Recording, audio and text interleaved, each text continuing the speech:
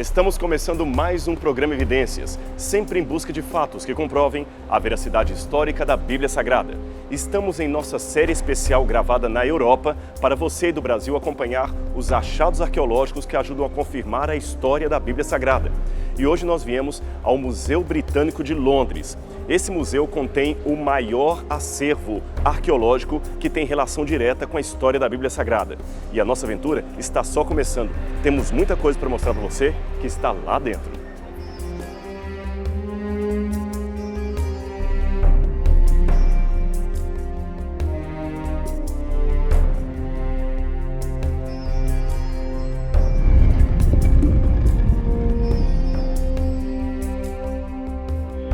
Bem atrás de mim aqui existe uma estela ornamental, uma pedra comemorativa que foi encontrada em 1861 na Turquia. Na verdade, ela data do 9º século a.C. e é do rei Salmanasar III, que foi rei da Assíria. Há vários detalhes aqui nesta pedra que têm relação direta com a Bíblia Sagrada. Vamos ver alguns deles. Aqui temos o rei adorando simbolicamente 4 divindades da Assíria. Elas aparecem com símbolos no topo esquerdo da pedra. O primeiro seria o deus Assur, depois viria a deusa Ishtar, então o deus Anu e o deus Sin. Contornando a imagem do rei, temos 102 linhas de escrita cuneiforme contando o evento de 6 campanhas militares que ele havia feito. Num desses relatos, fala-se de uma campanha ocorrida no ano 853 a.C. e descreve então a guerra que ele fez contra o Ocidente. Ali ele encontrou uma coalizão de exércitos e cidades, incluindo Alepo, Hamat, Aram, Amon e Israel. Esse encontro de reis também é referido na Bíblia em 2 Reis, capítulo 6, versículo 24 e 2 Reis, capítulo 8, verso 7. Agora eu quero mostrar para você uma outra pedra comemorativa também de Salmanasar III e igualmente datada do 9º século a.C. Ela também descreve as vitórias do rei sobre vários inimigos, sobre vários países que ele conquistou, mas traz uma peculiaridade em relação àquela outra pedra. É que ele fez desenhos aqui dos reis que ele conquistou. E na segunda parte nós temos um rei prostrado diante de Salmanasar. Isto aqui tem relação direta com a Bíblia, sabe por quê? Esse rei que aqui aparece prostrado tem o seu nome escrito embaixo. E o seu nome é Jeú, rei de Israel, prostrado diante de Salmanasar, oferecendo sacrifícios e rendendo-se ao rei da Assíria. Esse painel data do 9º século a.C. e fazia parte do templo que ficava em Nimrud. Nele nós temos a representação de uma divindade, possivelmente Ninurta, o chefe dos deuses dali, que com raios na mão luta contra um ser celestial, um monstro. Ainda há uma certa disputa entre os arqueólogos sobre quem seria este monstro que está sendo expulso do céu. Alguns pensam que seria o dragão Tiamat, outros pensam que seria uma outra divindade que ainda não saibamos dizer qual era a sua identidade. Mas o curioso é que esta pedra mostra a cena de uma batalha celestial, onde um ser com asas, como se fosse um querubim, expulsa um dragão do céu. Isso tem alguma relação com a história que a Bíblia conta da expulsão de Lúcifer do céu. Muitos acadêmicos acabaram chegando à conclusão que a Bíblia ecoava esses mitos, que a Bíblia plagiou esses mitos. Mas há outra explicação, talvez mais satisfatória. Esses mitos aqui, a Bíblia, não são um eco do outro, mas estão ambos fazendo referência à mesma fonte tradicional. A Bíblia conta a história de Lúcifer e sua queda do céu. E o mito pagão conta a mesma história, evidentemente de uma forma distorcida. Ambos apontam para o mesmo evento. Uma batalha no céu, ocorrida muito tempo atrás e que teve o seu desfecho aqui no planeta Terra. Veja o tamanho dessas estátuas colossais que fizeram parte do Palácio de Khor-Shabba na época do governo de Assurbanipal II. Elas têm a imagem estranha de um leão com cabeça de homem e asas de águia, um ser realmente misturado de vários outros elementos. Dezenas delas foram encontradas lá, todas desse tamanho, e trazidas algumas para cá, outras para o Museu do Louvre, em Paris, outras para o Museu de Berlim e algumas estão no Metropolitan Museum de Nova York. Estas imagens nos trazem de perto a imagem que vemos também no livro de Ezequiel. Quando Ezequiel escreveu o seu livro e teve as suas visões, evidentemente a Assíria já havia passado, mas esta imagem ainda estava presente na cultura geral do povo. E Ezequiel, então, teve uma visão muito semelhante. Ele viu querumbins protegendo o trono de Deus. E esses querumbins também eram, em parte, humanos, em parte, animais. Tinham águia, tinham o leão, tinham o boi, fazendo parte do seu corpo. Aquelas imagens dos querumbins de Ezequiel novamente são repetidas no livro do Apocalipse, onde João também vê 4 querumbins diante do santo trono de Deus. Semelhantemente, num outro relevo aqui, um espírito protetor da Assíria aparece com asas. Ele se assemelha muito aos querumbins escritos por Ezequiel. E mais abaixo, outro desses seres protetores tem a cabeça de uma águia e 4 asas. Novamente, é importante dizer que a Bíblia não plagiou esses mitos, como alguns teólogos liberais insistem em dizer. Esta coincidência de detalhes pode se dever apenas à semelhança de fontes usados pelo escritor bíblico e pelo escritor pagão. Lembremos, a Bíblia não foi escrita num vácuo, ela foi escrita dentro de uma cultura. Portanto, ela poderia até espelhar algo dessa cultura sem necessariamente endossar a teologia que estava por detrás dessa cultura. E mais uma vez repetimos, muitas vezes a coincidência se dá apenas por uma questão de fontes comuns entre a Bíblia e o paganismo, e não de um endosso de um pelo outro ou de plágio da escritura do mundo que havia em redor. A Bíblia Sagrada era um livro revelado por Deus aos profetas e, portanto, ecoava a realidade celestial. Mas também devemos lembrar que a Bíblia foi escrita com sotaque humano, digamos assim. Logo, não devemos admirar de encontrar algumas semelhanças entre a Bíblia e o universo a qual ela pertencia.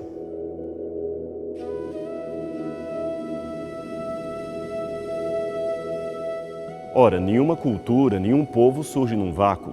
Cada um, é claro, acaba imitando aquele que antecedeu ou, pelo menos, participando de um mesmo contexto cultural que pode gerar certas coincidências.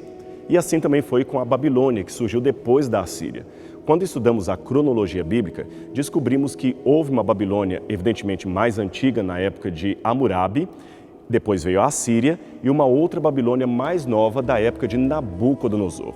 Esta nova Babilônia, também chamada de Império Neobabilônico, imitou muitos dos seus antecedentes assírios. Imitou especialmente a sua cultura, a sua religião, o seu comportamento e a sua arte. Agora, esta estátua aqui tem relação direta, tanto com os assírios quanto com os novos babilônicos. Ela é uma estátua de um deus atendente, veja a forma da mão nesta posição. Aliás, esta posição de mãos de um atendente é encontrada também na Mesopotâmia, em estátuas datadas da época de Abraão. Esse deus atendente fazia parte do templo principal do deus Nabu. Ora, quando eu falo deus Nabu, você já lembra do rei da Babilônia. O principal deles, pelo menos, o seu nome era Nabucodonosor. Nabucodonosor significa mais ou menos aquele a quem Nabu protege a retaguarda.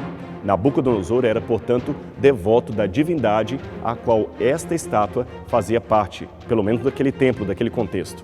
Esse Deus, portanto, nos ajuda a iluminar uma parte de um livro mencionado na Bíblia Sagrada. Mas não é só essa estátua aqui que nos lembra o livro de Daniel, tem uma outra ainda mais interessante que eu quero mostrar para você, está logo ali do lado. Vem comigo. É esta imagem aqui, ela está bem aqui. É uma estátua colossal, como aliás tudo da Assíria era colossal. Você pode perceber que é a ilustração de um leão. Um leão aparentemente comum, com juba, com dentes, com a boca aberta como se estivesse para pegar uma presa. Mas este leão tem uma peculiaridade em relação aos outros leões que nós conhecemos e esta peculiaridade nos remete ao livro de Daniel. Sabe qual é? O leão tem asas. Aqui, bem na sua barriga, é possível ver uma asa, que evidentemente seria um par de asas, pois o outro lado do leão não aparece.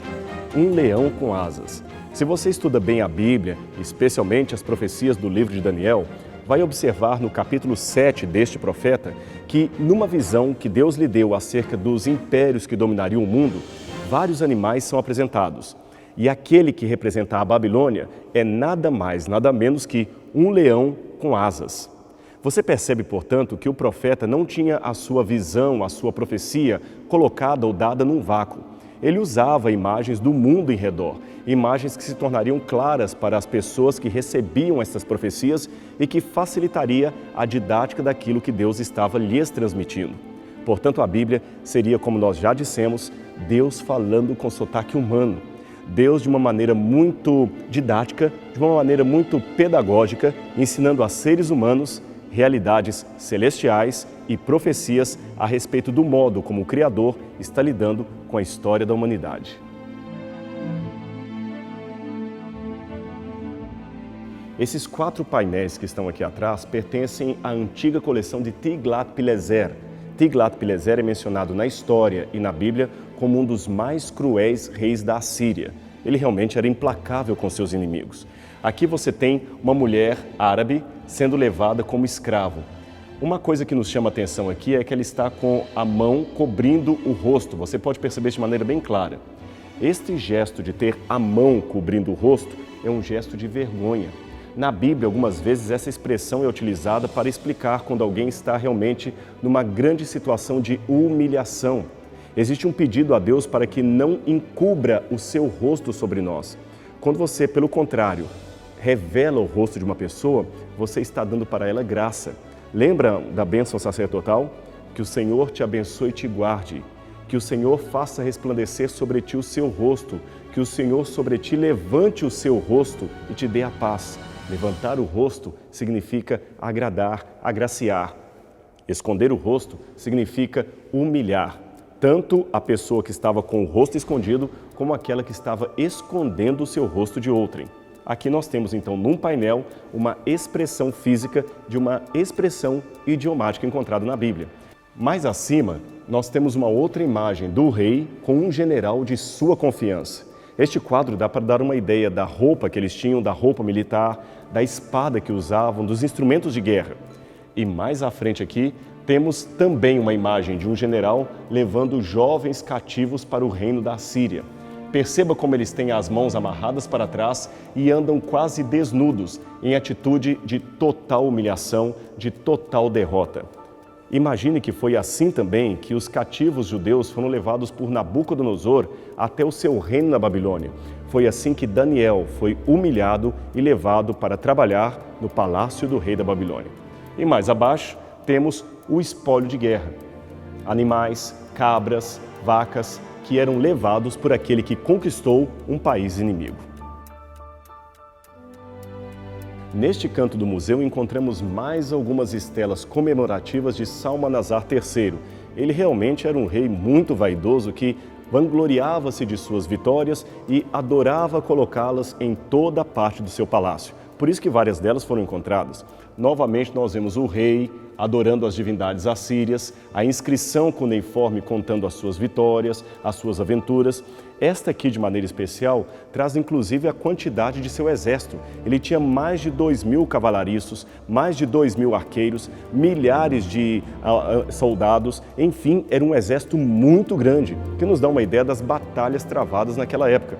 Mas não havia apenas batalhas físicas, havia também batalhas espirituais e, por isso, a invocação dos deuses. Eu quero mostrar para você agora uma divindade especial que era adorada naquela região.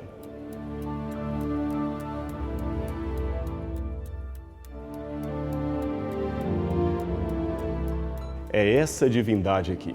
Nós não sabemos o nome desse deus assírio. Ele pode ser um Abkalu. O que era um Abkalu? Seria um deus conselheiro, uma espécie de deus sábio que fazia o papel de aconselhar outros deuses na corte celestial. Mas o que chama a atenção dos especialistas é que ele tem uma pele de ovelha sobre o seu corpo e sobre a cabeça de um peixe. É bem possível ver a cabeça do peixe aqui, embora a estela esteja bastante deteriorada. Agora, um rei da Assíria tendo a cabeça de um peixe, alguns no começo pensaram que se tratava de Dagon, o deus dos filisteus. Mas hoje se sabe que Dagon, o deus dos filisteus, não era o deus peixe, como até antigamente pensavam. Mas existe uma outra ligação bíblica possível. Você se lembra do livro de Jonas? Lembra que Jonas foi engolido por um peixe especial e esse peixe vomitou Jonas antes dele pregar para o pessoal de Nínive? Ora, Nínive era justamente a capital da Assíria. O fato de Jonas ser vomitado por um peixe na praia parece ter alguma ligação com alguma divindade adorada por aquele povo, ou seja, algo que chamou a atenção dos religiosos da cidade e deu condições de Jonas ser interpretado como um profeta com uma mensagem especial. Não podemos afirmar, para longe de qualquer questionamento, que este deus peixe da Assíria teria alguma relação com o peixe que vomita Jonas, mas a semelhança nos dá algo a pensar.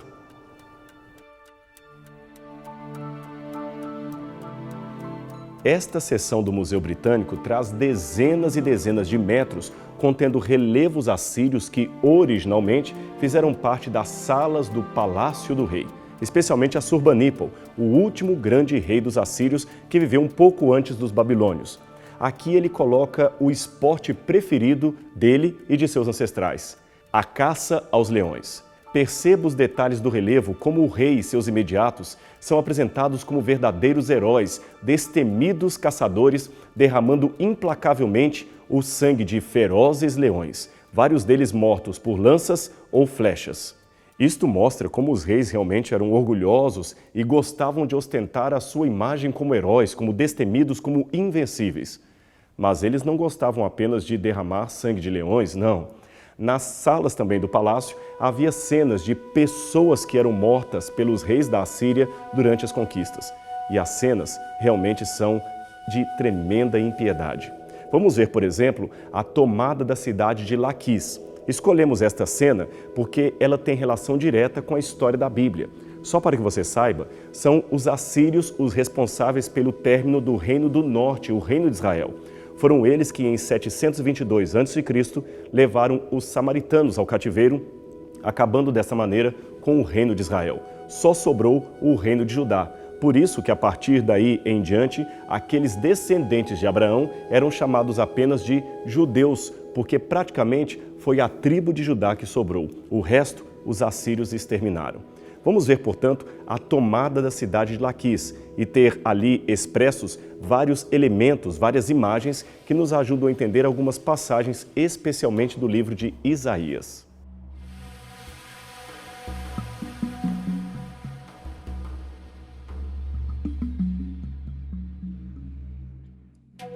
O que você verá nessa sala, portanto, é a imagem viva de um conflito mencionado na Bíblia.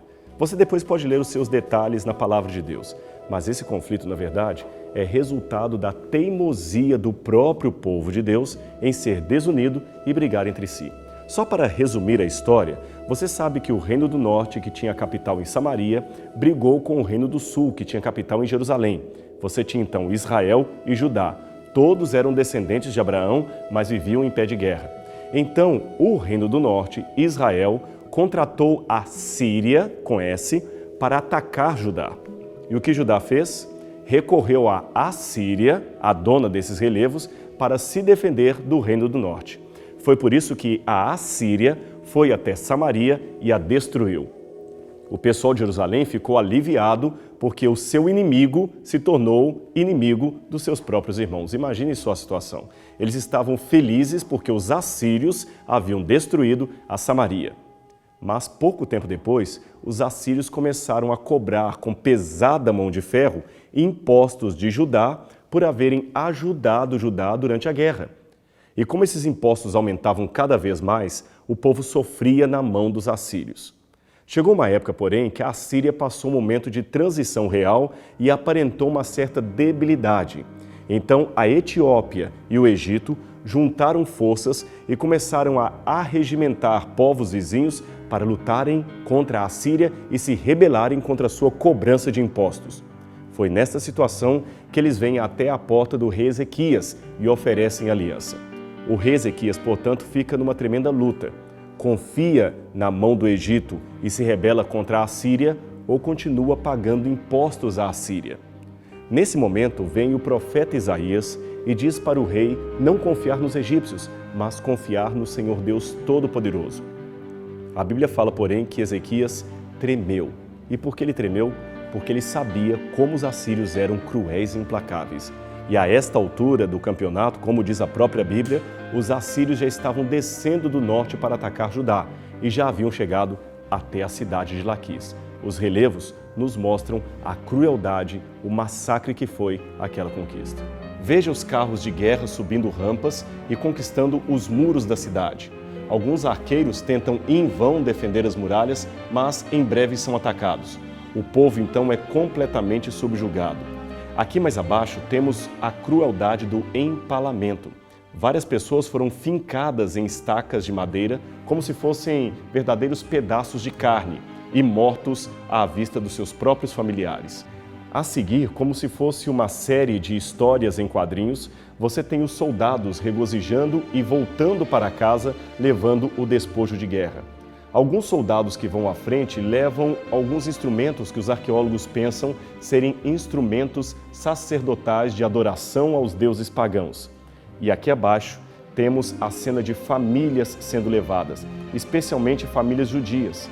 Deduzimos que são famílias judias pelos trajes que elas levam. Mais à frente, novas cenas de tortura. 2 homens são esfolados vivos. Note que os soldados seguram as mãos e os pés deles, enquanto outros acabam cortando a sua pele, estando os mesmos vivos. Acima, você tem mães segurando crianças sendo levadas para serem escravas, sem saber que destino as aguarda. Numa outra cena, um soldado assírio, sem a menor piedade, corta a cabeça de um subjugado. Enquanto isto, outros se prostram, suplicando misericórdia e cobrindo os rostos em sinal de grande vergonha e humilhação. Como ponto triunfante do relevo, temos a cena do rei sentado num trono, recebendo dos seus generais as informações quanto ao saldo da guerra. E mais adiante, temos a cena da própria cidade assíria com o palácio do rei, que receberia agora toda a riqueza que foi tomada dos cativos. Uma última cena de crueldade que muito nos impressiona é esta aqui. Ela apresenta os cativos sendo obrigados a tocar instrumentos para o próprio rei que havia matado seus parentes e conquistado a sua cidade. Alguns pensam que seriam fenícios, outros pensam que seriam israelitas de Samaria. O fato é que esta cena nos faz lembrar de um outro episódio que os judeus posteriormente haveriam de passar na Babilônia e que foi descrito no Salmo 137, quando eles contam que ali, às margens da Babilônia, eles eram obrigados a cantar alguma música das terras de Judá. Mas o próprio salmista descreve: como poderíamos cantar em terra estranha? Como poderíamos louvar a Deus estando no cativeiro? Toda essa imagem nos faz pensar que, realmente, esperar pela libertação estando no cativeiro não deveria ser algo fácil de se fazer. Eles tinham ansiedade pela libertação. E cada um de nós devemos fazer uma reflexão em cima disso. Este mundo, afinal de contas, é para nós um doce lar ou um cativeiro? Estamos esperando a volta de Cristo e seu reino com ansiedade como alguém que está cativo? Ou estamos acomodados como se este mundo fosse a nossa eterna morada? Apenas algo para você refletir. O nosso tempo, infelizmente, está acabando, mas temos mais coisas para mostrar para você. Portanto, fique ligado com a gente semana que vem aqui no programa Evidências, que vamos continuar a nossa trajetória conhecendo a coleção bíblico-arqueológica do Museu Britânico de Londres. Fique com a gente, até lá!